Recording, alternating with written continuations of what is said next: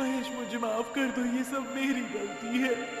चेड़िप, जिसकी गोद में अभी भी महेश का मृत शरीर था, रोती बिलखती उससे क्षमा मांग रही थी। इससे पहले कि सूरज उगता, उसने महेश की लाश उठाई और हवेली में लौट आई। उसने महेश की लाश को सोफे पर रखा, जहां सोना उसकी छाती पर चढ़ उसके घावों को चाट रही थी और उदास स्वर में चिल्ला रही थी। महेश की ये हालत देखकर चेड़िप का क्रोध सातवें था। उसने अपनी मुट्ठी भींची और रात होते ही उसने नक्सलियों के अड्डों पर धावा बोल दिया। चेड़िप ने नक्सलियों पर ऐसा धावा बोला कि एक एक कर सबके प्राण पखेर उड़ गए। आखिर में उसने एक नक्सली की बाजू उसके शरीर से अलग कर उससे पूछा, मुझे बता कहाँ मिलेगा वो शिकारी जिसके पास मेरे महेश की आत्मा है, बोल।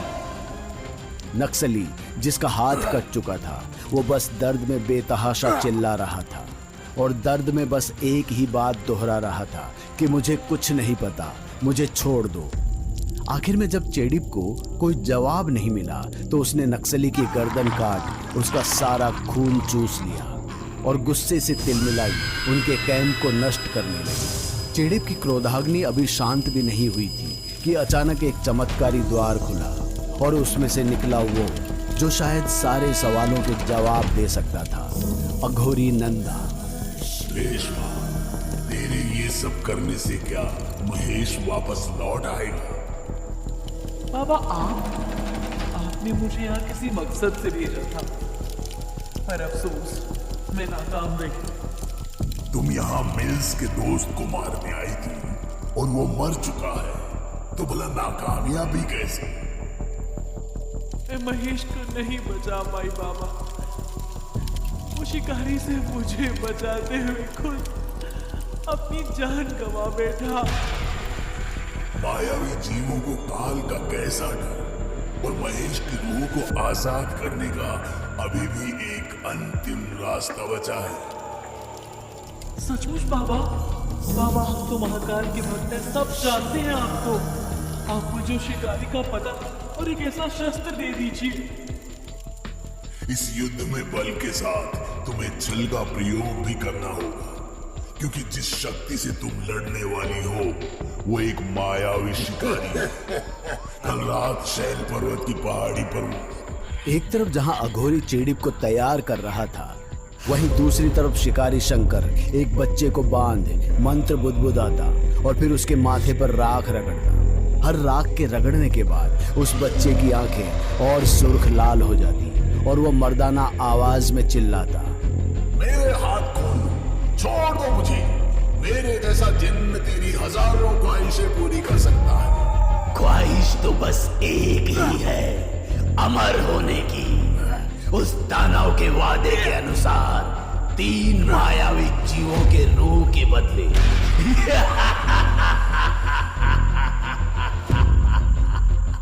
इतना कहकर शिकारी शंकर ने पास में पड़ी मशाल उस बच्चे की छाती पर रखी, जिससे उस जिन्न की रूह बच्चे के शरीर से निकल उसके पास पड़ी बोतल में जा कैद हुई। वैम्पायर और जिन्न तो कब्जे में आ गए, अब बस वो मादा वैम्पायर भी मेरे हाथ चढ़ जाए तो इस दुनिया पर राज करेगा सबसे शक्तिशाली, सबसे भयंकर शिकारी शंकर।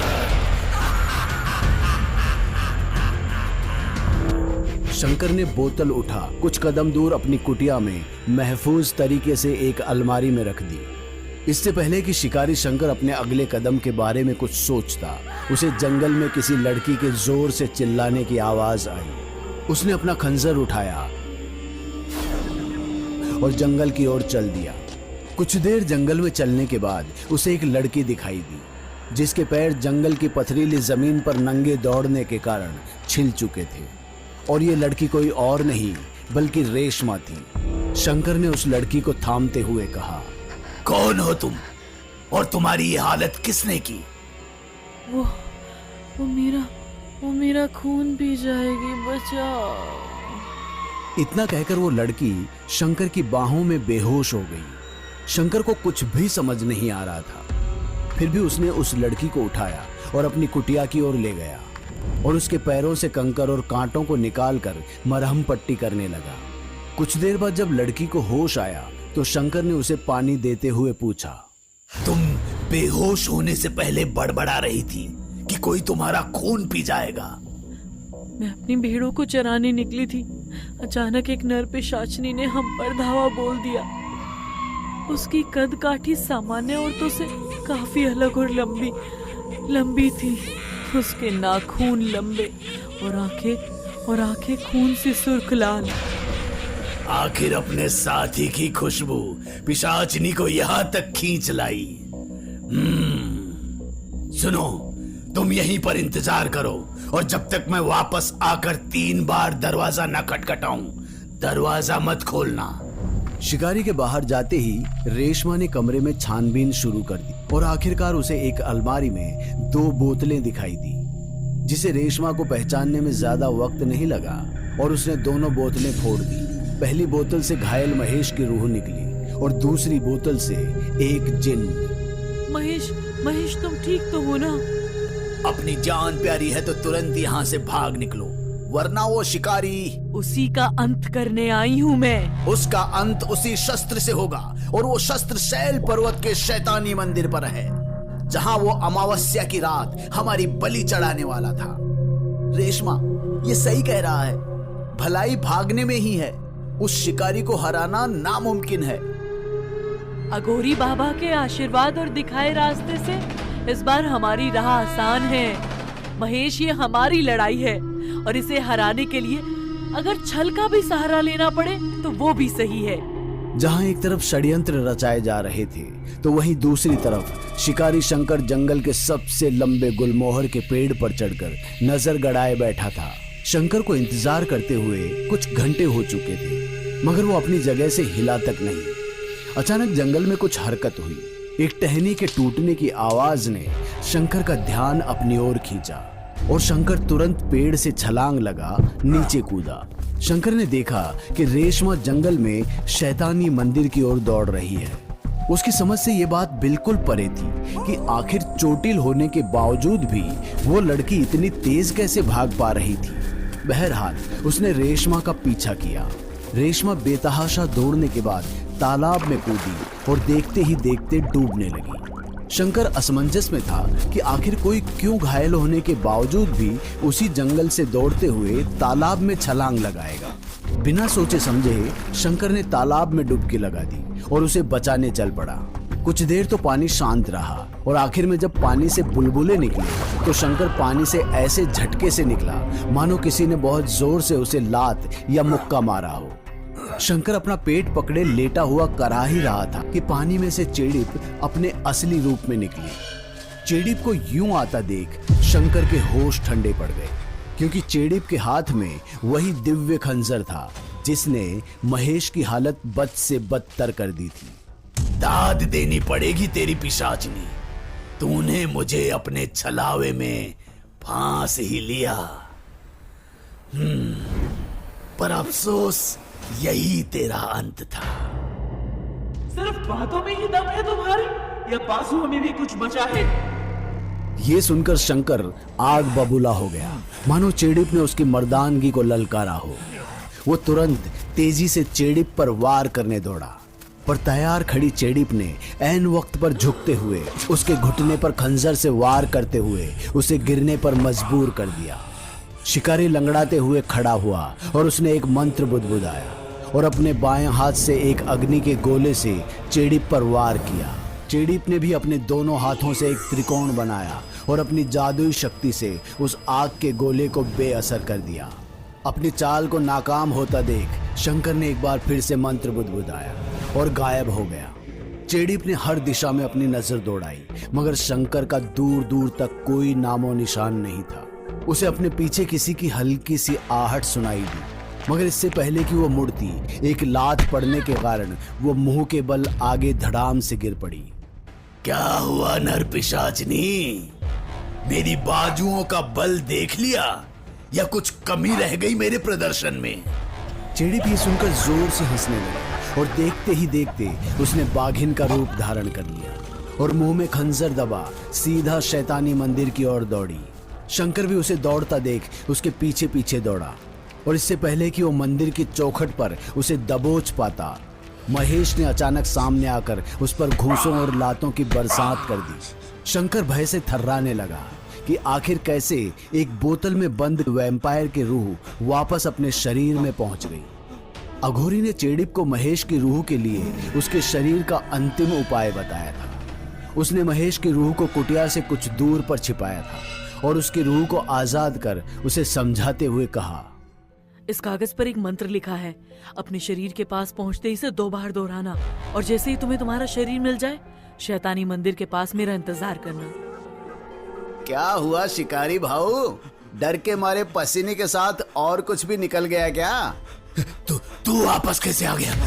मैंने तो तुझे बोतल में असंभव। यकीन हो गया या और सबूत दूं तुझे? उस रात शिकारी महेश को पहली बार डर का एहसास हुआ था और महेश को धकेल वो मंदिर के अंदर जा पहुंचा और अपनी लहूलुहान गर्दन को अपने हाथ से ढक शैतान की मूरत की ओर लड़खड़ाते हुए बढ़ने लगा। मगर इससे पहले कि वो मूरत से कुछ करीब पहुंचता, चेडिप ने मूर्ति को बीच से तोड़ दिया और उसकी ओर बढ़ने लगी और हर बढ़ते कदम के साथ उसके रूप में परिवर्तन होता गया। कभी वो रेशमा बन जाती तो कभी खूंखार चेडिप।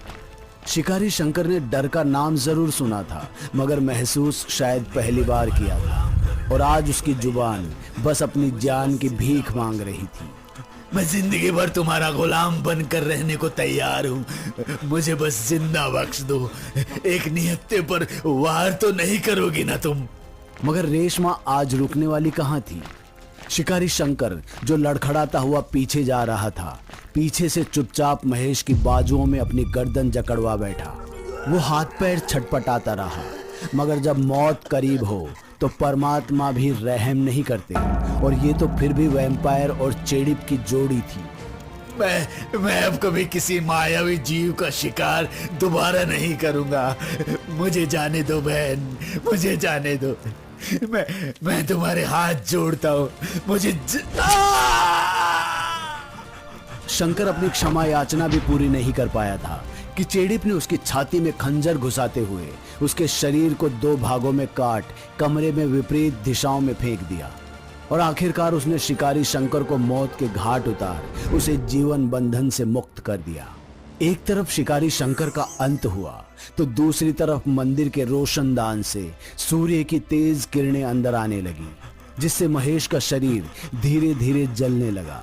महेश इसे अपने जीवन का आखिरी क्षण समझ चेडिप का हाथ पकड़ते हुए बोला, रेशमा, हमारा साथ यहीं तक का था।